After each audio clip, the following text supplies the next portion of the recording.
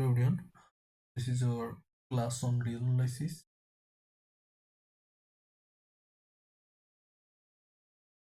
First of all, we need to understand what real analysis is. So we are all familiar with calculus 1 and 2. So things that we use in calculus like limit, continuity, derivatives and integration, we just apply them but really doesn't understand how and from where they came. So this is a theoretical approach to calculus. We use logic to things we use in calculus. So this course is actually for the math major, for the physics major who are intending to take theoretical physics, or some CS computer science major who are planning to take their career in theoretical computer science. So let us start this class. Today's class is about number system and their importance and their shortcome, also their properties. So we are all familiar with natural number, that is called counting number, which is a subset of whole number, and whole number is a subset of integer number. Integer number is subset of rational number, and rational number is a subset of real number. Real number is also a subset of complex number. So this is the sequence we have to understand and memorize. So starting from the natural number. What is natural number? It is also called counting number. First ever number system human race used. This was used to count things, cattle, family members,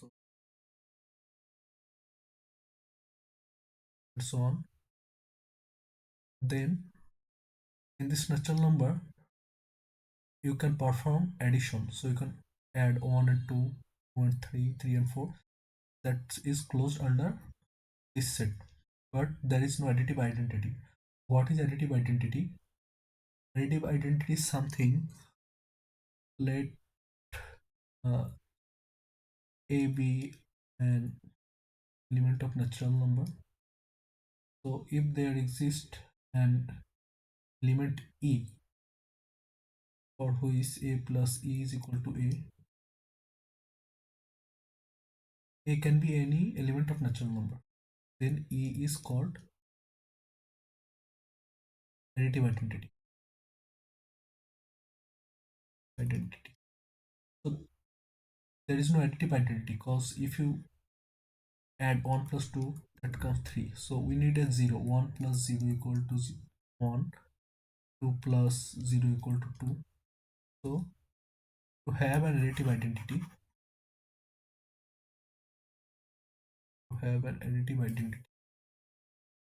right, to have additive identity,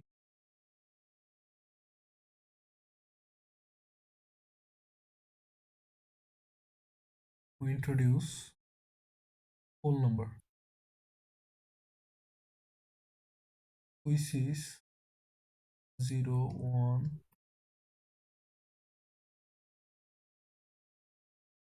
so on.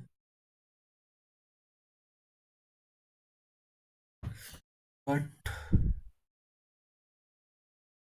but though it has 0, it has additive identity, where you can perform the operation of addition, but you can't subtract here. So the additive inverse lacks in whole number, lacks additive inverse. What is additive inverse? If 0 is the additive identity, then let E be the additive inverse and A be any element of whole numbers. So A plus E should be 0. So the additive inverse of A is minus A. So there is negative numbers, so that we can perform subtraction in whole number. So to perform subtraction, we need additive inverse of this element. We need additive inverse of 1, 2, 3. So then we include additive inverse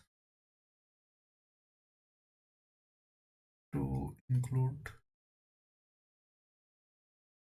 additive inverse.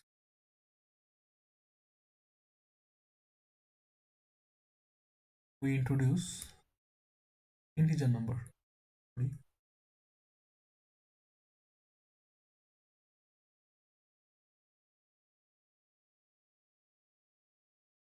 So it is like -2, so on, so on. But though you included the negative numbers 0 and 1 to 3, you can only perform the act of subtraction and addition. You can't perform the act of the operation of division or multiplication in the natural number set. So we need fractional number. To have fraction, to multiplication and division, we introduce the rational number. For multiplication, sorry,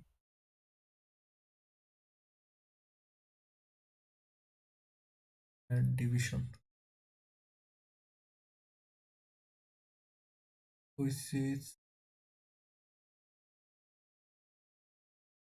so what is rational number? Follow me. You put any number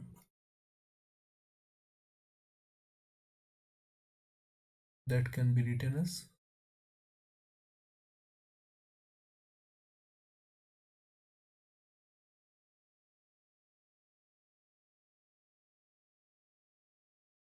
p by q, where p and both are in the number. So we introduced rational number, but we look at the number line.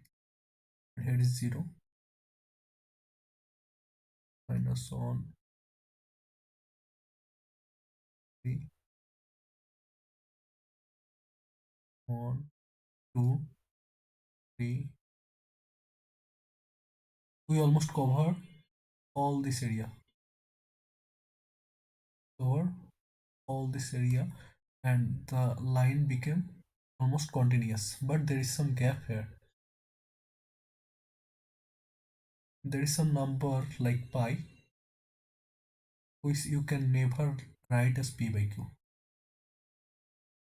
You can never write. There is root over 2, which is never expressible by p by q. So here is some gap like this. To fill up this gap, we introduce, fill up this gap, we introduce real number. And real number include all this pi and 2, which is called irrational number. This root over 2 and pi, which can be written down as p by q format, is called irrational number. So when we include this number also, then we get the real number, and this is called the real number line. And all these gaps are fulfilled in real number line. So read as this.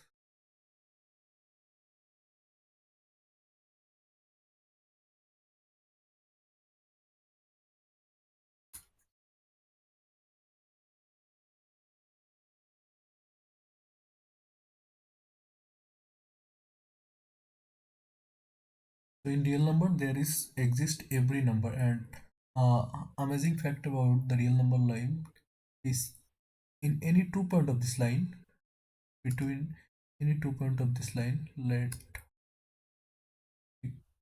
this point and this point. So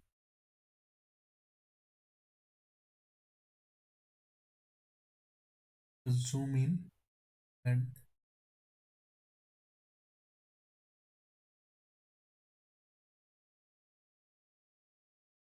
we zoom in, Between these 2 points, there exist infinite number of real numbers. So this is a continuous line, and between any 2 point of this line, there exist infinite number of real number. So some things are important, like distinguishing between the rational number and irrational number. Let me clear out that. Uh, Let p be a number.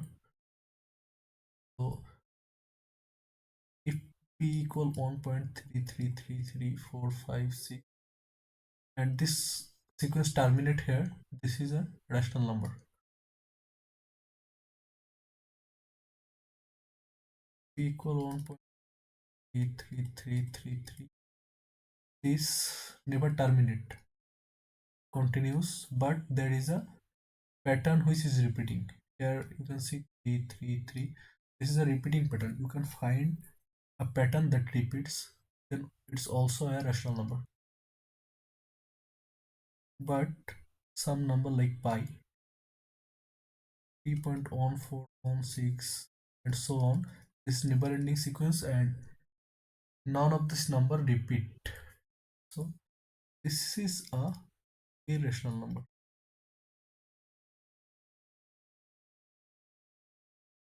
So to be irrational, there is two condition.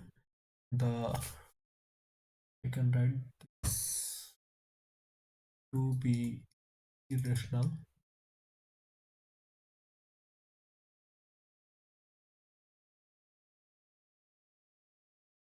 digits after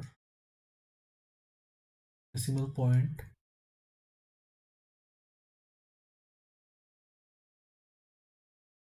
never terminates,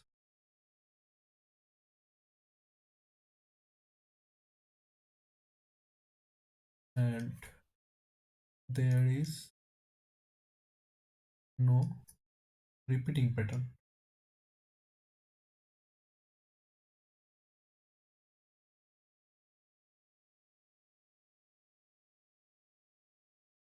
These are the condition to be a irrational number, and if the digit after decimal point terminates, then it is obviously a rational number, and if doesn't terminate but repeat a sequence, then it's also a rational number. So after rational number, there a problem arise for some number like this. This is denoted with I, and to include this number to solve this problem, we have complex number. So this is all about number. So you must remember this sequence, this image in your mind. And let us move to the next section.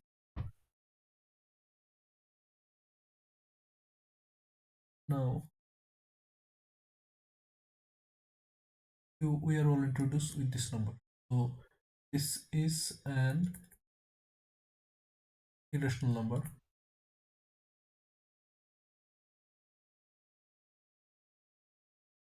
How do we prove it? But or how do we know that root over 2 is an irrational number? So there is a nice proof, and I hope you all know J.S. Hardy, the man who helped our Indian mathematician Ramanujan. So Hardy wrote a book called Mathematician Apology after he turned 60. So there he mentioned that mathematics is more of aesthetics than science. So, and to justify his claim that mathematics is more of art and aesthetics than science, he shown this proof of root over 2 being an irrational number. So we'll prove it here. Uh, let us assume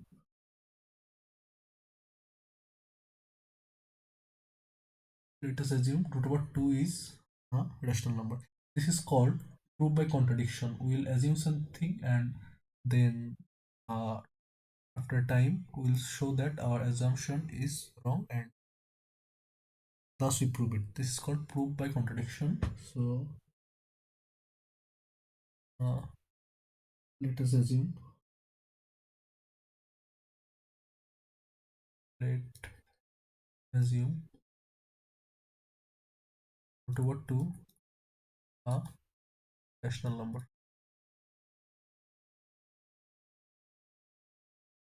So root over 2 can be written as p by q, as any rational number can be written as p by q.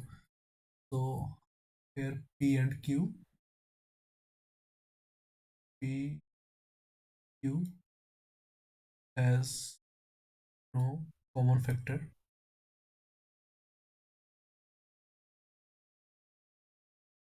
except 1. This need to be clarified. Let us take 1. 1 can be written as 10 by 20. Half can be written as 50 by 100 and 100 by 200. So we are not taking these or this. We are taking this. Hello, taking this, where the numerator and denominator has no common multiple. So there is no chance of reducing it. P and Q. Then we square this side. To by Q, Q equal to squared by V square. Now P square equal to 2Q square.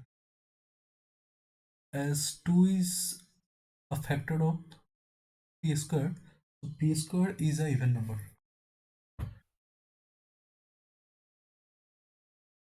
P square even number.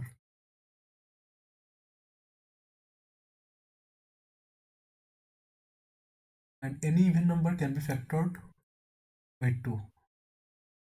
If P square is a even number,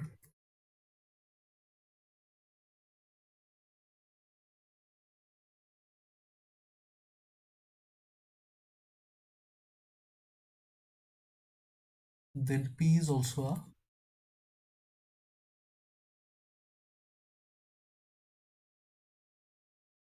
and P is also an even number.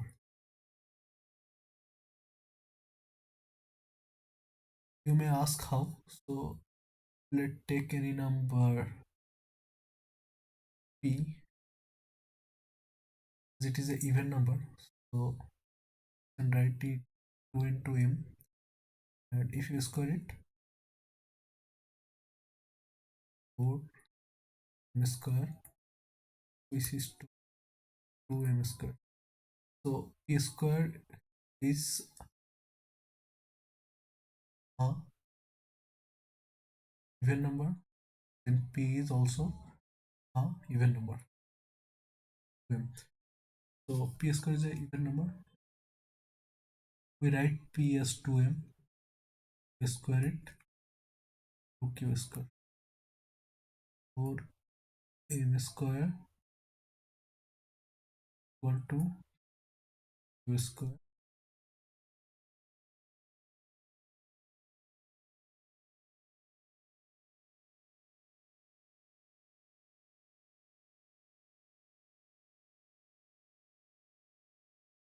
This come to m square q square.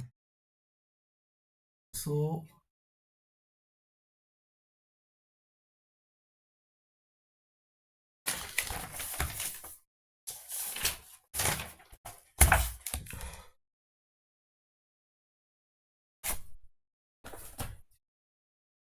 2m square equal to q square. That implies q square is also an even number.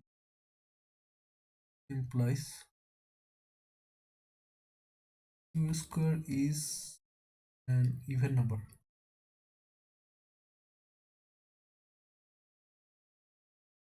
Which also implies if q square is an even number, then q is also even number.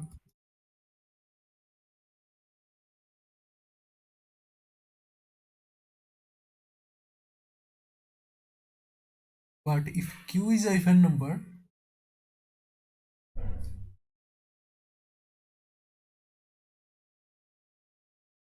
if q is an even number,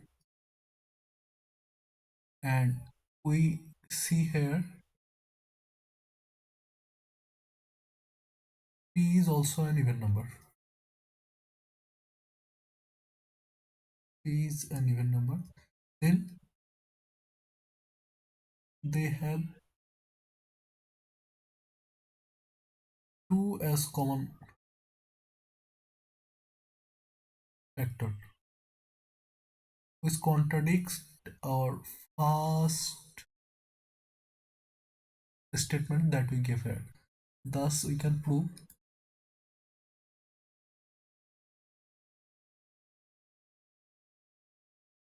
root over 2 is a irrational number.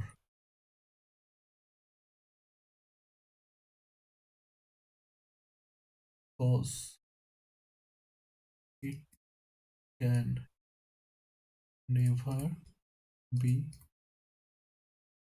expressed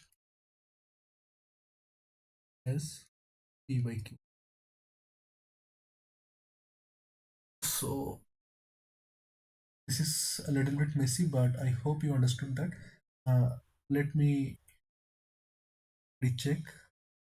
So if root over 2 is a rational number, we can write it as p by q, but p and q has no common factor except, sorry, I wrote this, except 1. Because any two number has 1 as common factor.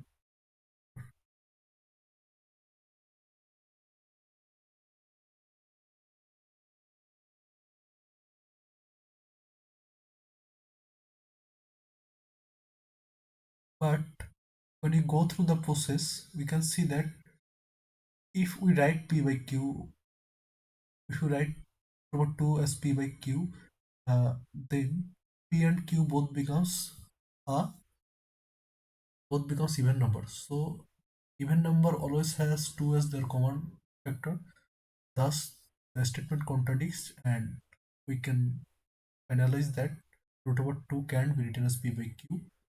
So root over 2 is a irrational number. This is called proof by contradiction.